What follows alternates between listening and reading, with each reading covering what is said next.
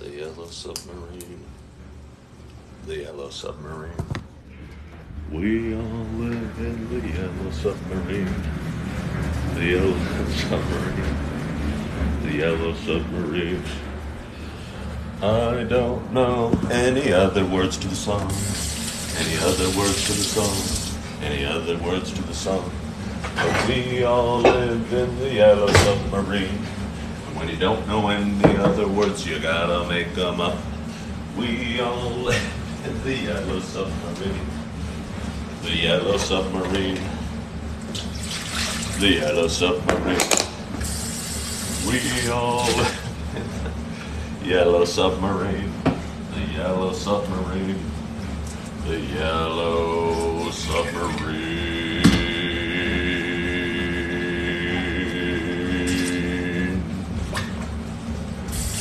Good morning.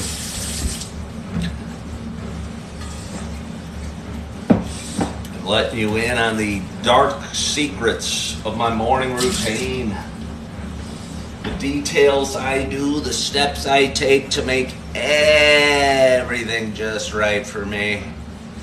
Because it's so important to make everything just right. To keep your pitcher nice and hot. To keep your coffee nice and hot. Keep your cup nice and hot. Ooh, I gotta put the lid on my coffee. Sorry for the delay. I'll get to the exciting content in just a bit.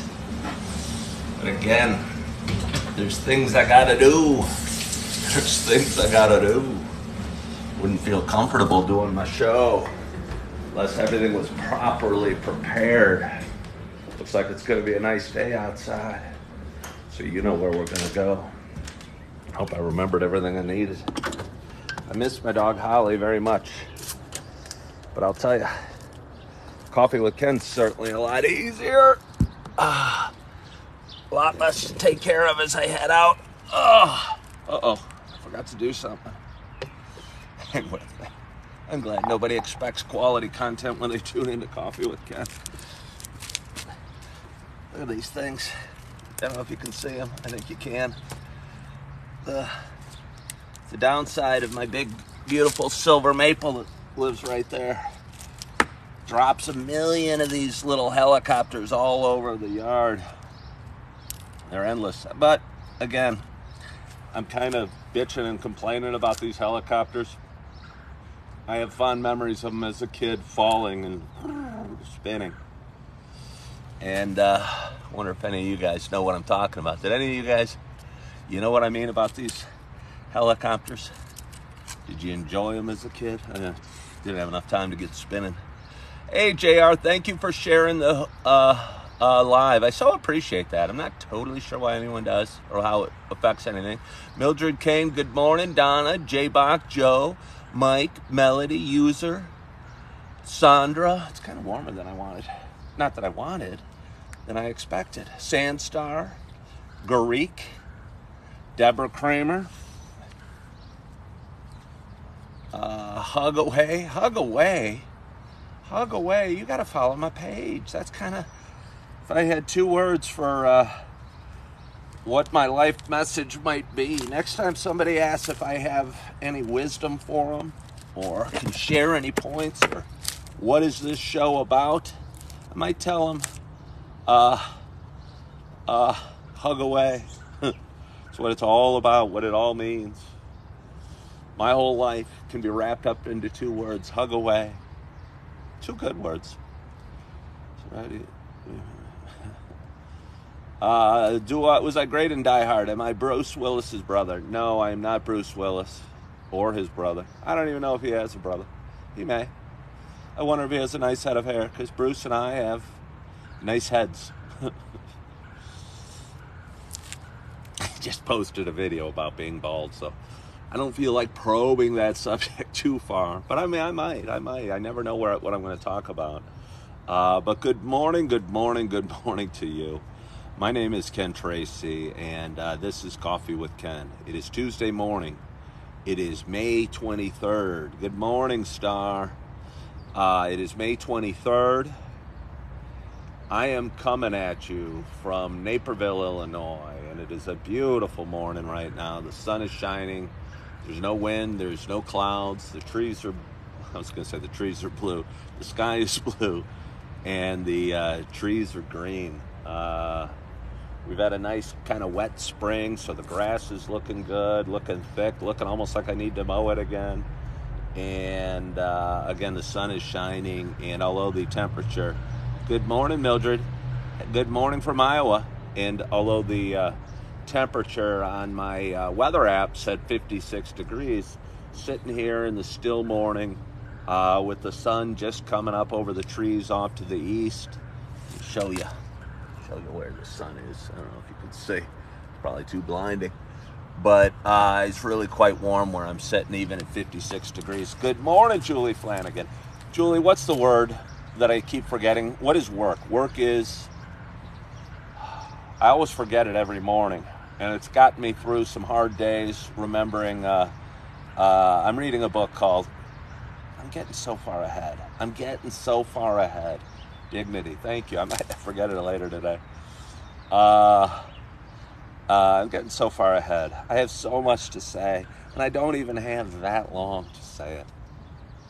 I don't want to bum you guys out too much, but I only can talk till at most 8 o'clock today. I'm going to see a place at 8:30. A friend reached out, checked in on, wanted to see how I was doing, and said, hey, she knows of a temporary place for me, and I'm going to go check it out at 8:30. So don't let me talk too long. Good morning from Kenya. But anyway, this is Coffee with Ken, and again, it is Tuesday morning. This is a show I've been doing for quite some time. It is a show about me kind of talking and sharing a little bit about life and sharing a little bit about random thoughts of a guy who's had a lot of ups and downs, who's 54 years old, who lives in a beautiful city not far from Chicago, who's just waking up in the morning, who, I don't know, apparently likes to talk and has a lot to say because he, I don't know, does a live show every morning. And everybody he meets tend to talk to him a lot, and I'll get to that in a little bit. And I got so many thoughts bouncing through my head this morning. Probably talk for hours, but I don't want to bore you for hours. I want to let you guys go about your day. Not everybody has Tuesdays off. I have Tuesdays off. Let's drink some water. Got to drink some more water. Haven't been drinking enough. Hey, Mark Darby, thank you for following the host. Good morning, Jennifer Baker.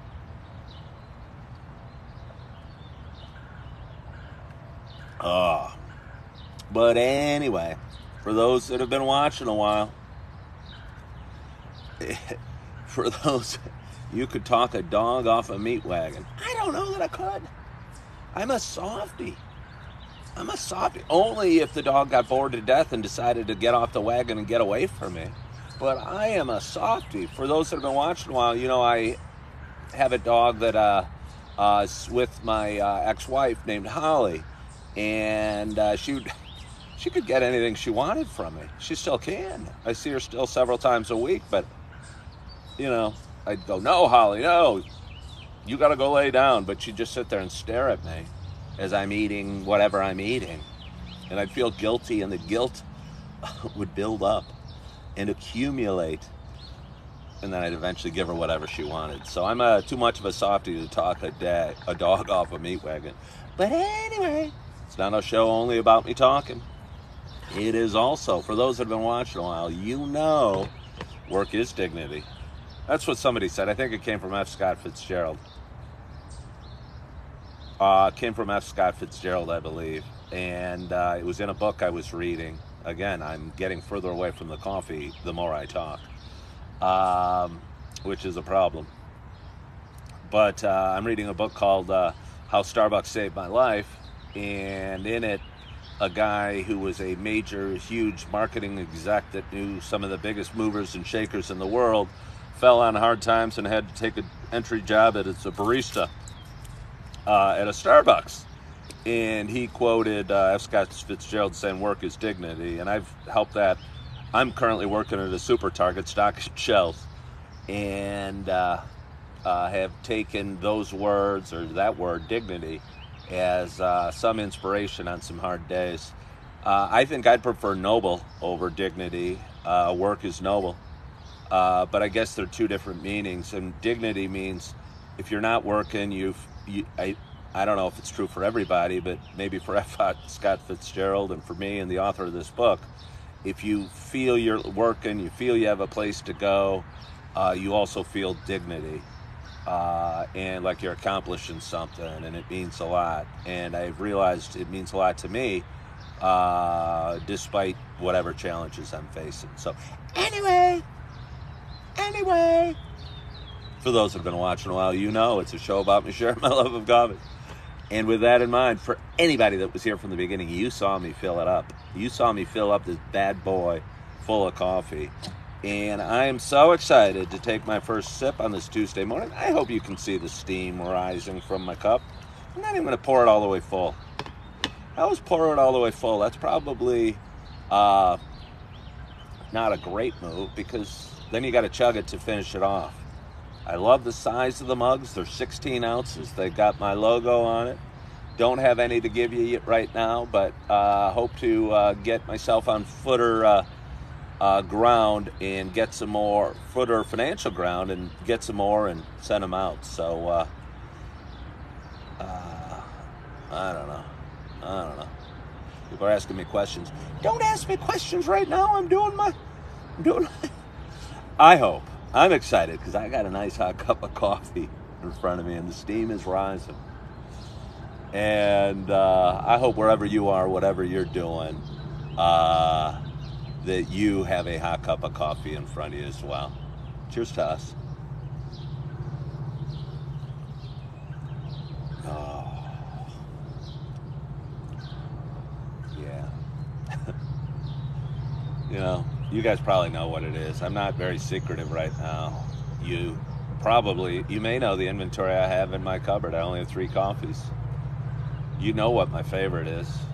So you know I'm drinking my favorite. Oh, well, cheers to you. Somebody who said they have their coffee in hand. Cheers again to you. It's the cinnamon dolce. I need to pick up a bag of the Sumatra coffee just to mix it up and to get a different flavor every once in a while. But I'll tell you what, if I got to fall back on the cinnamon dolce until I move in a week, that's not a bad thing to fall back on. Hello. What are you saying? I don't know. You're saying things to me. You're saying all sorts of things. I'm trying to read. My screen went a little dark. Oh, I'm enjoying my coffee. And I hope you're enjoying your coffee. I want to jump to something, just lest I forget. The other night, and I talk about it, I listened to some meditation a lot when I've been very tired lately. I'm working a full-time job that's more physical than I probably want.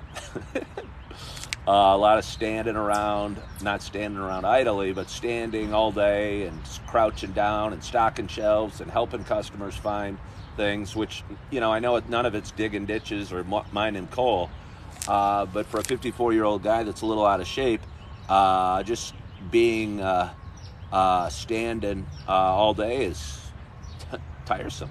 And my legs are tired at the end of the day, and it feels so good to get home. And I got home yesterday afternoon, which was Saturday, and I had and now I'm going on a tangent. I had all these plans and things I needed to get done Saturday afternoon, and I ate some food real quickly, and I laid down in bed just to relax for a little bit. I don't know, drifted off to sleep for a couple hours. Felt pretty good though. But anyway, my point was I listen to a lot of meditation at night when I'm going to sleep, or if I wake up in the middle of the night and my mind's racing. And there's some that are just kind of soothing music, and some are kind of inspirational quotes or positive affirmations. I was scanning through YouTube the other day, and I came across one that said something about, I don't know, how to be a billionaire, meditation and help you sleep. And I thought that was a strange combination. But anyway, I popped it on and listened to it. And it's a guy talking in a relaxing voice, and he's going, imagine you just sold your company for $275 million. Imagine you had all the money in the world. What would you do? And I'm laying there in bed, and I'm going, let me see, if I just sold my company for $275 million, what would I do? And at that point, I realized I'm a man of really simple needs. I have a car that I really like, and it has its coolant tank is leaking, so I have to pour water or antifreeze in there fairly regularly, more often than I like. So the first thing I thought of was, if I had $275 million, would be to fix my car. It wasn't to buy a new car, it wasn't to buy a Ferrari, but it was to fix, probably an $800 thing I need to do that I'm putting off because money's a little tight in my car. Just so my 7-year-old car would still run properly. Because I don't need a new car, I don't even want a new car, but I'd prefer not to have to pour some coolant in the car as regularly as I do. The second thing I thought of, I also, while thinking about the car, I thought about getting some new tires on it. It probably could use some new tires. They're fine. They'll get me around and what have you. But it probably could use some new tires. So, I thought about maybe $2,000 investment on my car. The next thing I thought of, there's a home in my neighborhood for sale. And I should get a more firm footing in terms of my housing situation. As a twice divorced guy with 4 kids, I have lots of expenses and too little of income. And, that can't add up. That doesn't work out well for long. And but there's a house in my neighborhood. It's a modest house by Naperville standards, but it would be a perfect home for me. And I'll just tell you, they're asking $400,000 for it. Which to somebody from, North Dakota, that might sound like a ton of money, but it's not a massive house. It's probably a 3-bedroom, 2-bath home on a modest lot in my neighborhood. And I go, well, if I had $275 million, I would probably buy that house. Because I wouldn't have to move far. I could live in the same neighborhood. I could enjoy the things I still do. My car would be running smooth. And I'd have a place to live and not have to worry about all that, the headaches or the issues of renting. And I think the biggest issue, there's several issues with renting, but one of them is I enjoy working on my house and maybe investing a little money into the house. And I've been living in this home for a year, and there's just some things I'd like to make it a little nicer with small investments. But since I'm renting it, I don't want to put money in. Obviously, I don't want to fix the driveway on a home I'm renting. I think that makes sense. But my point was, if I just sold my $1 company for $275 million, the only really things I could think of were fixing my car so it runs fine and buying what's a fairly modest house, certainly for somebody that just came into $275 million. And sitting here right now, I don't have any massive desire to take a cruise around the world or to buy a Ferrari or to, sure, there's a million little things I'd like to do, but I don't wake up at night going, oh, I wish I could be on a Greek island enjoying the sun or whatever people wish for that have $275 million. So for those that are looking to borrow money, if I do sell my business, my theoretical, hypothetical business for $275 million and come into all that cash, I still have over, $274.5 million just sitting in the bank. Because I only have about, 500 grand in my, fantasy wants. Somebody said spend it on my son. What does that mean? What would that mean? My son doesn't need $275 million of anything. You know, my kids don't need it. You know, my son lives in a nice house and has nice food and has nice clothes. You know, he doesn't need $275 million. His life's not going to be better in a mansion in downtown Naperville. He lives in a nice home with his mom that loves him to death, and with his brothers and sisters that love him. And yeah, I mean, obviously somebody said college tuition. Sure, you know, okay. But I mean, there's some functional things I'd like to have taken care of. I'd like to have some money set aside for retirement that I don't have. But, you know, I'm when you're being offered, there were no huge financial dreams I had. And yeah, it'd be good to have savings and what have you. And obviously, I'd change some things. But it's not like it's, I guess my point is, I'm not driven by a need for massive wealth at all. At all. You know, I'd like people taken care of and, and be comfortable. But I honestly wouldn't want to set aside trust funds for $50 million for each of my kids. I don't think I'd want to do that to them. You know, I wouldn't want to do that to them. You know, I want them to have a normal life. And I think if you're born with $50 million, have a normal life. And I think if you're born with $50 million set aside, you'd have a hard time having a normal life. Your wants would be different. Your needs would be different. Maybe you wouldn't want to go to college and better yourself. Maybe you just want to live off your trust fund. And I wouldn't want to do that to my kids. I want them having a reasonably normal life. Yes, I'd like some niceties and what have you, but no massive needs. No massive needs. I'm doing great today. Mary Jacobs. It's 7:29. I woke up about 30 minutes ago and kind of had a little bit of a fitful night's sleep. I'll tell you, I've been going through a bunch of stuff, and I have a bunch of things to take care of. And one of them is I filed an extension on my taxes, just because I had so much other stuff going on.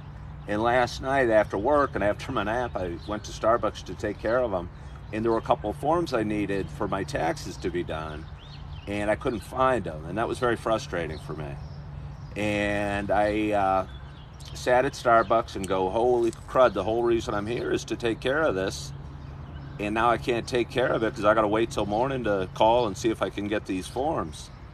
And at that point, a gentleman sat down next to me, and I was on my computer, and he said, oh, it looks like you're doing some work. And I go, well, not really work. It's more this or that. And he goes, well, yeah, that can be life. And we got to talking, and we ended up talking for about an hour. And he was an interesting guy with interesting experiences, and who's 67 years old, who's doing his best and moving forward and faced some struggles and overcome some challenges, and was kind of inspirational to me. And I think he was meant to sit next to me at Starbucks. And I think he was meant to sit next to me at Starbucks, and we were meant to have that conversation. And that conversation we had was more important than me getting my taxes done or reading my Starbucks book or what have you. And ironically, the guy's name was Matt. And for anybody that tuned in yesterday or 2 days ago, I was at the same Starbucks. And I also wasn't in the mood to get something done I wanted to get done. And a younger guy sat next to me. And his name also was Matt. And as I was laying in bed in the middle of the night thinking, maybe the younger Matt and the older Matt were younger versions of me and older versions